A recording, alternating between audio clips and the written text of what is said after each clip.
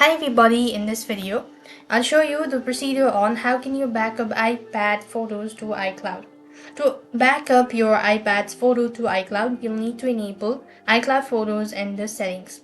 Now this automatically uploads all your photos and videos to iCloud, ensuring they're backed up and accessible from any device. Now here's what you'll need to do it so. Go to the settings app on your iPad, select your Apple ID at the top of the settings list. Then what next you want to do is, from the options, you want to go ahead and click on iCloud. As you go to the iCloud section, then you want to go ahead and click on that as well. Next, you want to tap on the photos and then turn on sync this iPad or sync this device. You could also choose to download and keep the original to ensure you have a full resolution copy of your photos of your device as well.